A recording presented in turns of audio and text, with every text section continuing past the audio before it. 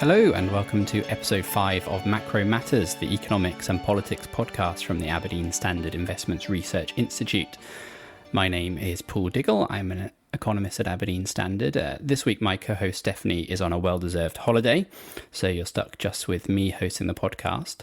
But we're joined by two really great guests. We're going to start by talking to Luke Bartholomew on whether furlough worked and discussing the outlook for the UK and broader European labour market as some of the support schemes start to roll off. And then we're going to talk to Abigail Watt on the rise of big data, which economists are using to track the economy in real time during this crisis.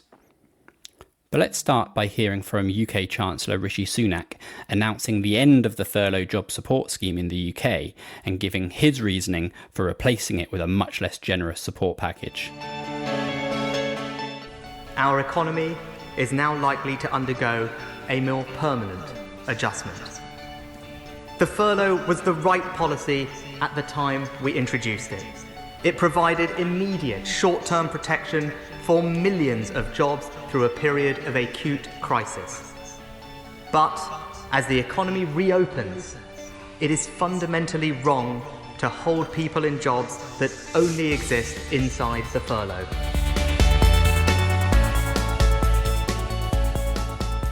Well, that was Rishi Sunak, and here is Luke Bartholomew, our senior economist who covers the UK, giving his take on whether the furlough worked and if now is really the right time to be winding it up. Thanks, Paul. Given the huge collapse in economic activity following the COVID shock, we might have expected UK unemployment to have skyrocketed. But the government's job support scheme has been extremely successful in protecting the labour market and keeping unemployment very low. However, that scheme is winding down to be replaced with a much less generous job support scheme. The government is insistent that it doesn't want to provide support for quote-unquote unviable jobs. But it's far from clear what constitutes a viable job at a time like this. And the outlook is pretty clear. For the UK labour market, winter is coming. Thanks, Luke. So why don't we start by outlining what the furlough scheme was, how it worked, and then tell us how the new but much less generous job support scheme that the Chancellor has announced, how that is working. Sure. So furlough went through several guises and was updated as we went through the crisis, but the broad contours were that the government would provide 80% of someone's salary up to a cap of 2.5k a month when they were furloughed. Now that's changed to become slightly more flexible for part-time workers. And as we got closer to the scheme ending, the government's generosity has been scaled back so that now it's effectively the government provides 60% of income to the worker and the firm provides 20%, but still at that 80% of income level for workers. The new scheme requires that workers have to be doing up to 33% of their hours to be eligible. So that's one important difference already. With furlough, you didn't have to work at all. This one, you need to be doing a third of your hours. Second, the way it works is government support is now capped at 22% of a worker's salary. So down from 80, 60 to now 22%. It's much less generous for the government. And the firm must contribute up to 55% of the worker's income.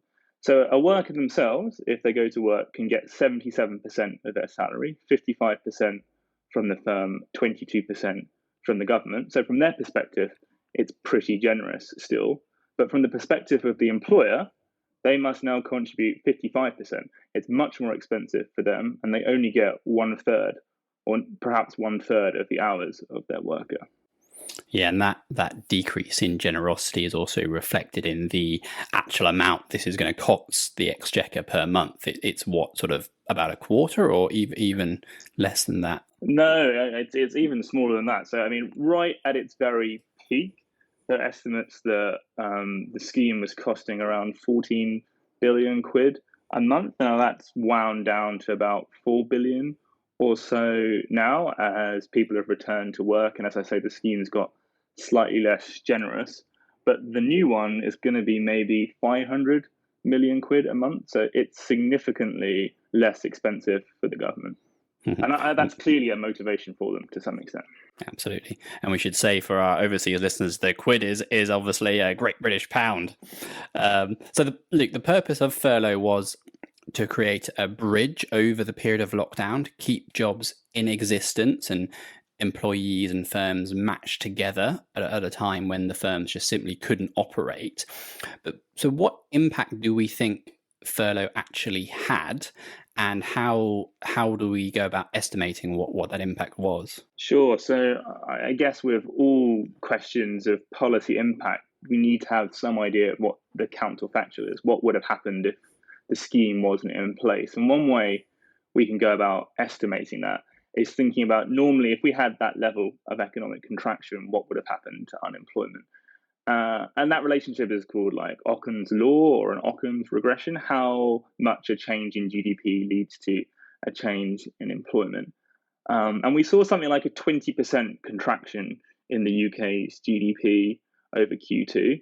And running that sort of contraction through this Occam's regression that I talked about, that's sort of consistent with an increase in unemployment of maybe at a maximum 10 percentage points or so. So given UK unemployment was just below 4% when we came into this crisis, we could have been looking at unemployment at 14% if the labour market was allowed to just do its thing without any sort of policy intervention. Yeah, so a really big impact on the unemployment numbers. But of course, the unemployment rate isn't the only labour market variable we care about, right? There are also things like total hours worked in the economy, the participation rate, wages. These are all ways to which we as economists would assess the performance of the labour market. What were those variables doing during the period when the furlough scheme was operating? So unsurprisingly, wages fell. And that's simply because, furlough was providing 80% of your income, up to 2,500. So it's unsurprising. In best case scenario, you were seeing some fall in your income. So unsurprisingly, wages as they were recorded decreased. And of course, hours absolutely collapsed as people simply weren't able to go to work at the height of the crisis. So what this scheme was about ensuring that the shock to the labour market was felt in those variables, in wages and in hours, and rather than in unemployment. The thought being that there's some value in keeping workers matched to firms. There is some cost in firms having to go out and find workers and workers going out to find the job that's best suited for them. And therefore, once you've made one of these labour market matches, they're very valuable and you don't want to break them. So you do what you can to preserve that and allow the shock to be felt across other labour market indicators. What about participation? Because the big decline in participation in a number of economies post-financial crisis was one of the hallmark impacts that the financial crisis had on people, on individuals. It simply ejected people from the labour market entirely. So they were neither employed nor classified as unemployed. They were just not participants in the labour market. Is there signs that sort of dynamic has been in action in the UK? So far in the UK, it's relatively limited evidence. Participation has fallen somewhat, but again, the scheme very much incentivizes people to stay in jobs, to stay in the labour market. I think perhaps there have been some people that have dropped away from the labour market due to some of the other pressures that are involved in lockdown, extra childcare responsibilities that they might have to have taken on and therefore fallen out of the labour market for that reason. But so far, we haven't seen the big decline in participation that, say, we saw in the US after the financial crisis affecting the UK yet. Again, something that's the job retention scheme stopped from happening. So let's talk about the job support scheme then, the successor to the job retention scheme. There are certain incentives built into the design of the job support scheme, not just its decreased generosity, but the way it pushes costs onto the employer, that may mean that this actually incentivizes layoffs and the rise in unemployment. Could you explain how that dynamic might work? Sure. So the scheme, in and of its own terms, just looking at the scheme itself, does seem to incentivize layoffs, to have fewer full-time workers rather than more part-time workers. And the reason for that is the cost structure I explained earlier, that workers need only work a third of their hours but must be paid 55% of their full-time salary. So it would make sense for a firm to maintain just one full-time worker and pay them at the maximum hours that they have, rather than split that work out between various workers and then have to top up that extra bit above and beyond the number of hours that have been worked by their employees. So the incentives, just on their own terms, do tend to push towards layoffs. Now, it's not the only policy that's in place. Remember, the government also has this job retention bonus, £1,000 that it gives for every worker that's brought back off furlough. So there is some financial incentive there at the margin to keep people on or bring people back. And then, of course, as I said, there is some value to labour market matches, both from the employer and from the firm's perspective.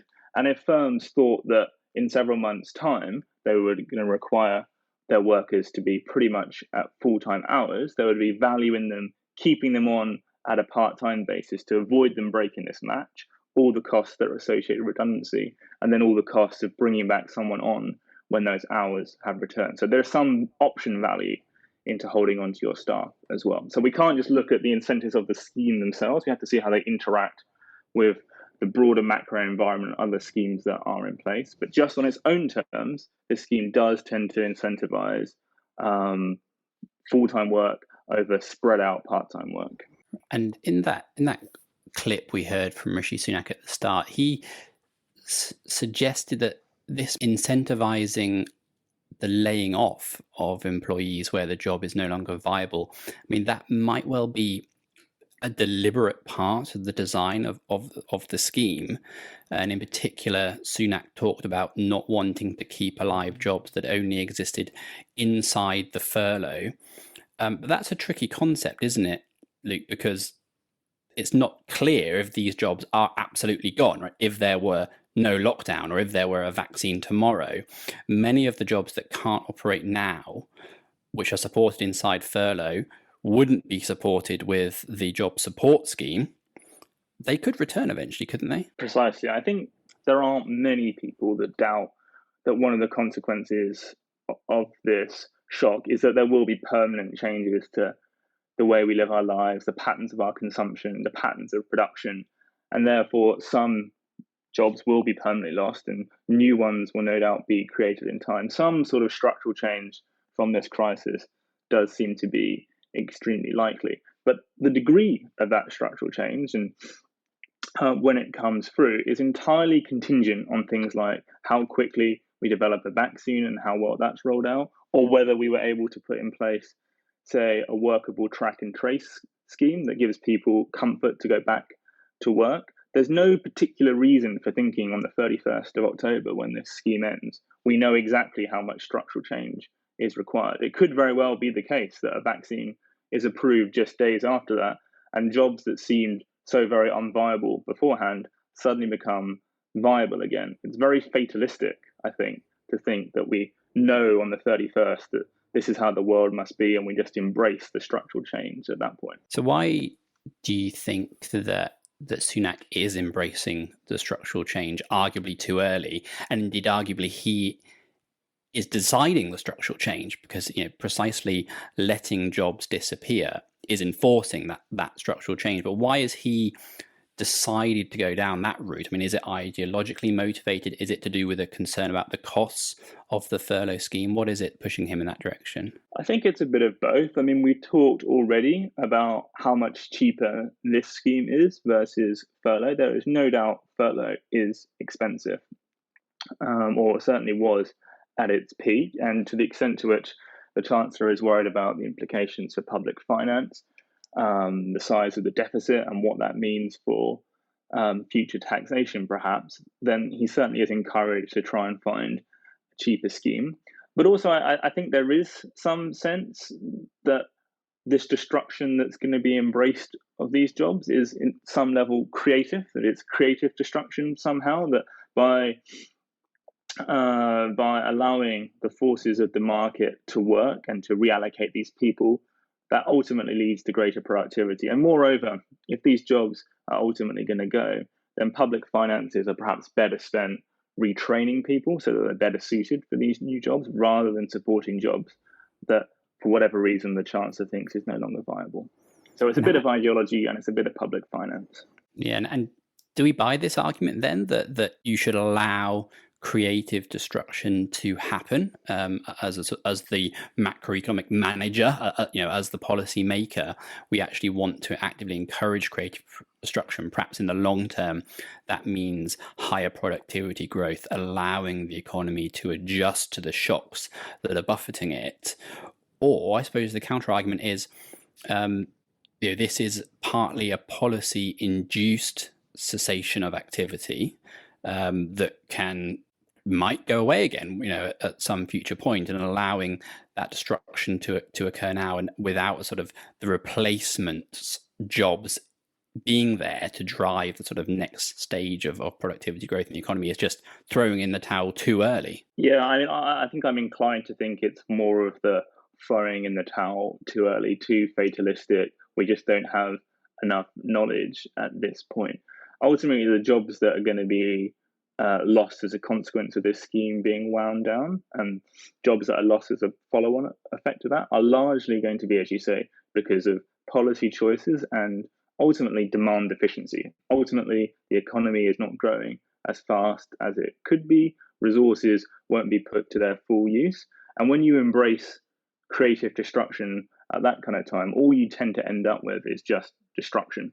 There isn't enough demand out there to encourage firms to develop new productive processes or to take on new workers and these new productive lines.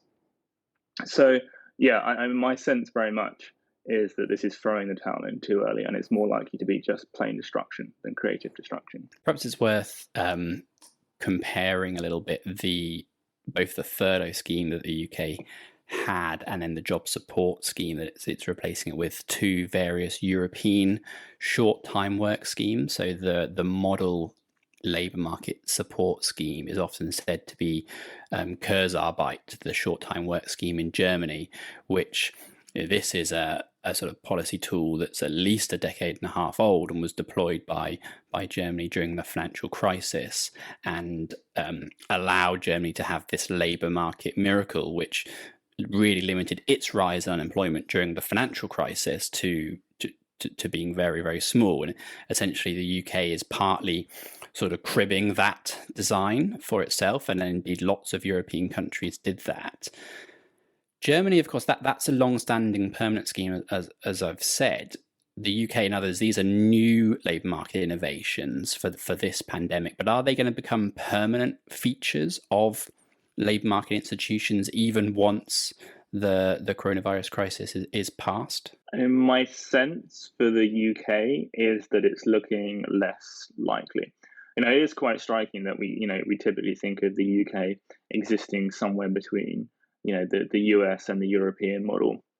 And the US has embraced in this crisis very much the standard: let unemployment take its toll, let the markets do its work, and to support income, we won't support jobs, we'll just directly give income to the unemployed. And that led to a huge increase in US unemployment, and then quite a sharp recovery in employment, at least over the first few months or so of the recovery. It does seem to be petering out now. And that was sort of the UK's model following the financial crisis, much more on that US side. For much of this crisis, it's picked the European model, as you say. But given the way Treasury is going, given what we said about its appetite for quote-unquote creative destruction and its concerns about the public finances, my sense is that it's being pulled back again towards that other side of the Atlantic and a more American model for the way in which it will manage its labour market. So maybe, Luke, as a final question for this segment, Rishi Sunak's often tipped as a future prime minister, a future leader of the Conservative Party, and a future prime minister, and some of that has to do with his calm competence when laying out the furlough scheme and unveiling very, very large stimulus. And it's hard to be unpopular when you're sort of shoveling money out the door at that kind of pace. But now that he's making these more difficult, more contested policy decisions to sort of rein in the degree of policy support, force a bit of structural adjustment onto the economy. What do we think that is doing? And this is necessarily speculative, but what do we think that's doing for his ambitions, or the sense in which he's tipped as a future political leader? I mean, look, I think that while these decisions now look difficult, you ain't seen nothing yet that ultimately the appetite in the Treasury and indeed parts of the Conservative Party to push towards deficit reduction once this crisis has started to abate will be strong. And in that context, the Chancellor will come looking for tax increases. There just isn't very much fat in the public sector in terms of spending to squeeze anymore. It is going to have to come in tax increases. And I suspect, whilst there is clearly a premium on calm competence at the moment, that might struggle to be quite as popular when he has to make the decisions that are coming over the next couple of years. So I think his ambitions will be better assessed in a couple of years' time. Luke, thank you very much. Okay, Jad, what's coming? Double homicide, 1 male, 1 female. Killer's male, white, 40s. Set up a perimeter and tell him we're en route. I'm placing you under arrest for the future murder of Sarah Marks. Give the man his hat. The future can be seen. All we have to run on are the images that they produce. We see what they see. There hasn't been a murder in 6 years. There's nothing wrong with the system. It is Perfect, I agree. Murder can be stopped. So that, of course, was a clip from the trailer of the 2002 Spielberg film Minority Report, widely thought of as predicting how yet-to-be-invented big data analysis could inform predictive policing.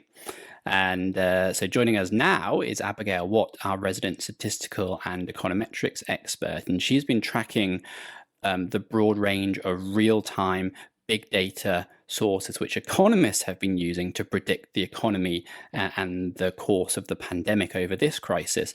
Now, these data, I mean, they don't raise quite the same philosophical questions and privacy concerns as was dealt with in Minority Report, but economists are using them to sort of glean new insights about what happens next in the economy and the pandemic. So, Abby, why don't we start with you telling us the types of big data, the sort of real-time data which has become available to economists during the pandemic. Thanks, Paul. Yeah, I think given the nature of this shock, both in terms of the speed at which activity contracted and the extent to which activity contracted, has led to a greater focus on higher frequency measures. And some of these measures can be classified as big data, as you said. So the first measure that I would highlight would be the Google Mobility Reports. So the Google Mobility Reports capture time spent in various locations like retail and recreation spaces, residential spaces, grocery and pharmacies, and workplaces relative to a baseline level of time. And then the second measure, which has also been widely used throughout the downturn and the recovery this far, is the Apple mobility data. Now, it sounds like these two are measuring something fairly similar, but if you actually look into the detail, they are capturing very different aspects of the recovery. So in the Apple mobility data, rather than looking at the time spent, what this is actually measuring is the aggregate change in the number of requests for directions of different kinds. So this is looking at requests for walking, driving, and public transport directions relative to a baseline period. And then the third measure, which has been fairly widely used as well, which I wouldn't classify as a big data measure, but it's certainly an alternative measure to something that we would traditionally track as economists, is the open table restaurant reservations data. Now, this data captures the year-on-year change in the number of reservations that have been made through the OpenTable app for seated restaurants and diners. So these three kind of measures have all emerged as something that economists are looking at closely and tracking to gauge the extent of the recovery. Thanks, Abby. I suppose in addition to those three measures, which are really they're new for the pandemic, and those technology companies have started sort of releasing them for economists to use.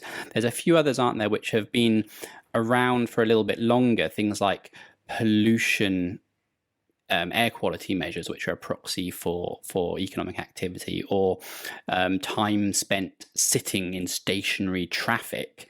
But it's interesting that the pandemic has sort of catalyzed this more widespread use of data amongst economists, this real-time data, and why is that? I think the first thing to note is the frequency at which those measures are available.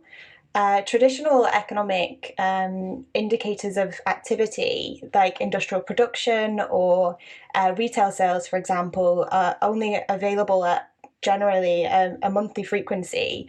And so the speed at which activity started to contract with the initial phases of lockdown in a number of economies meant that people had to turn to kind of alternative measures purely because they wanted to know what was happening in real time and wanted to understand the extent to which these restrictions were restraining activity in different economies. Yeah, so that's the movement from the sort of the quarterly, the really slow moving GDP data, to the monthly, PMIs and industrial production and retail sales. And then there's, of course, weekly data that we have some access to, things like job openings in the US or new jobless claims. But then really it's this rise of the daily data, which is telling you something in this extremely fast moving environment.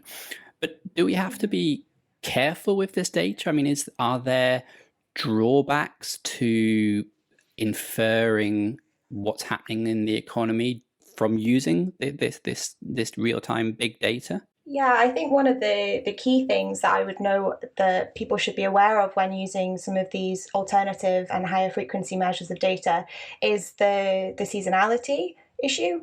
Normally, when we're looking at data in economics, we would be adjusting for patterns which occur because of seasons. So, for example, in retail activity, we would be changing the numbers that we have in December relative to January because people tend to spend more in December with Christmas and other holidays. And so the kind of newer measures of activity that we're focusing on throughout this pandemic, these higher frequency measures, haven't been adjusted in the same way for those patterns of seasonality. So that's just one thing that I would note that people should be aware of when using these measures.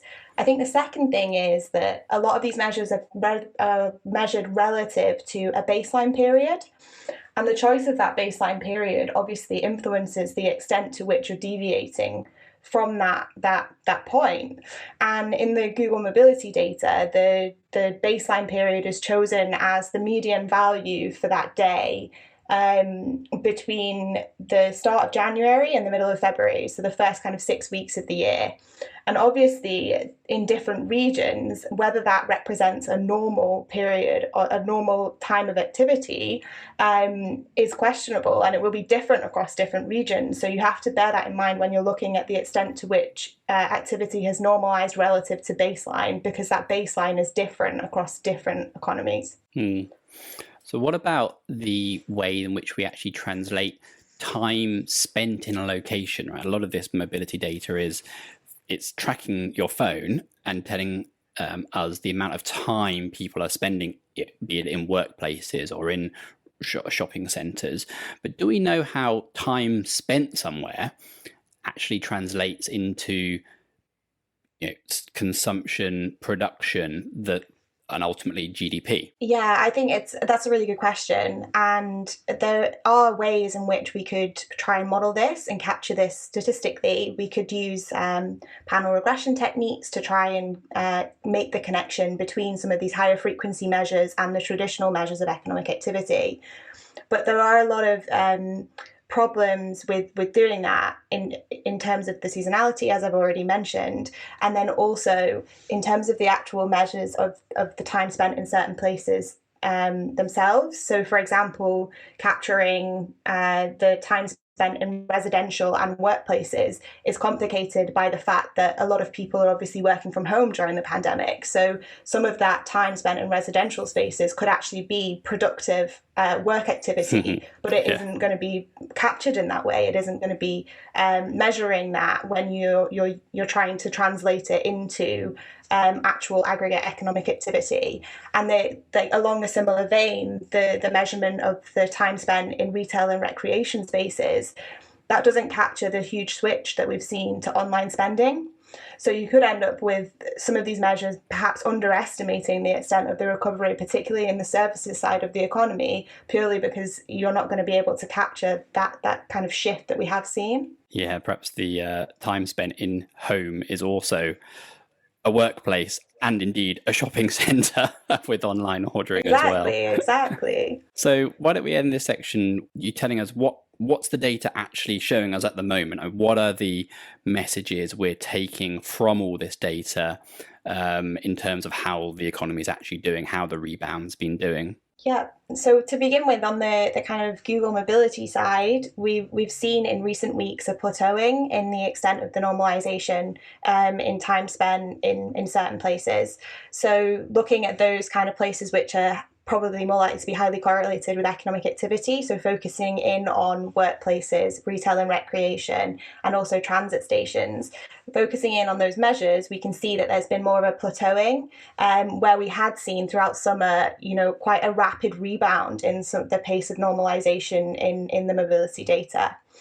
And then on the Apple mobility data, we've seen a significant normalization in terms of the car and walking data, but the transit stations data, so in terms of requests for directions on public transport, those are still sitting well below normal levels.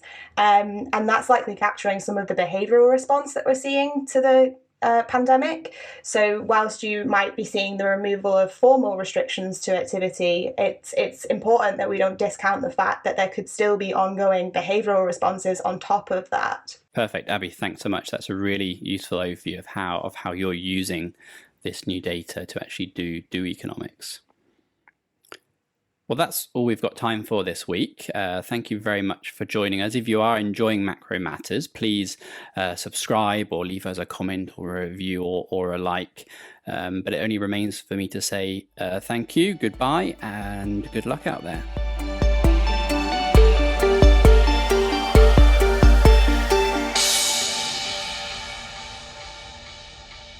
This podcast is provided for general information only and assumes a certain level of knowledge of financial markets. It is provided for information purposes only and should not be considered as an offer, investment recommendation, or solicitation to deal in any of the investments or products mentioned herein, and does not constitute investment research. The views in this podcast are those of the contributors at the time of publication and do not necessarily reflect those of Aberdeen Standard Investments. The value of investments and the income from them can go down as well as up, and investors may get back less than the amount invested. Past performance is not a guide to future returns. Return projections are estimates and provide no guarantee of future results.